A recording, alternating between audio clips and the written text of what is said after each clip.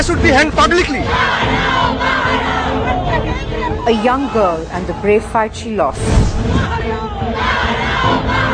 Despite prayers, vigils and a sliver of hope.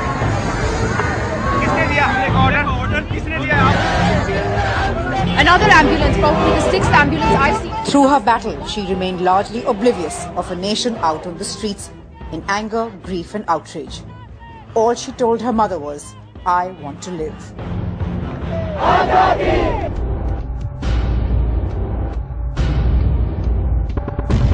The catalyst, a 23-year-old, raped and brutalized on a moving bus. Her intestines ripped apart after being violated with an iron rod by 6 men. An attack described by doctors treating her as nothing like they'd seen before, unimaginable and inhuman. Extremely saddened by the incident of rape that has happened. There cannot be a more horrific incident than that. The chilling details shocked a nation's conscience. The apathy towards sexual crimes against women in India, shaken by the horror of this crime. The ferocity, a stark contrast to how it all began.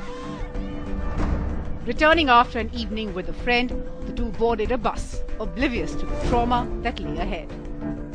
The bus moved through crowded South Delhi areas, even passing police checkposts, as the men led the most gruesome attack on the young girl. Her friend was beaten badly before both were dumped by the side of the road on a cold December night, grievously injured and left to die. A nation used to daily headlines on assaults, often on children, and cold statistics like a rape every 22 minutes could take it no more. India rose, united for once, united for the girl, united for its own safety and sanity. They have to be hanged. For once, India wasn't content on sitting back. Across the country, thousands gathered in solidarity for the young girl fighting for every breath, demanding stronger rape laws, insisting on justice.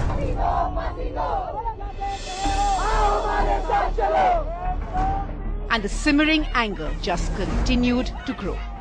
Each day, more women and men added their voice to the growing movement, their anguish echoing on the streets, in parliament, and in almost every home across the country.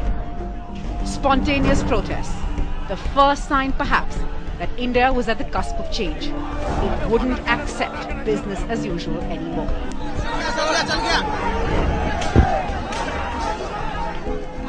But matters came to a head over the weekend. India's corridors of power shaken by protesters, most of them students. Students who braved the chill, heading out of their comfort zones to take on tear gas and water cannons.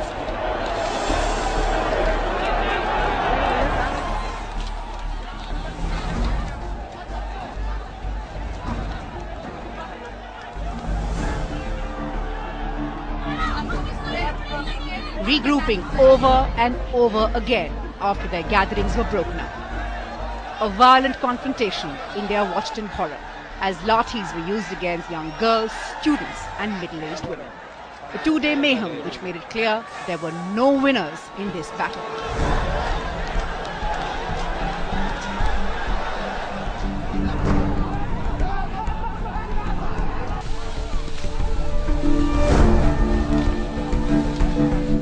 Through it all, the 23-year-old showed the most remarkable fighting spirit.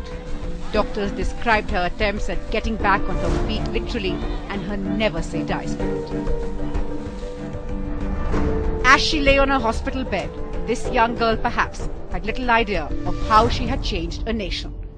A nation finally translating its anger into action.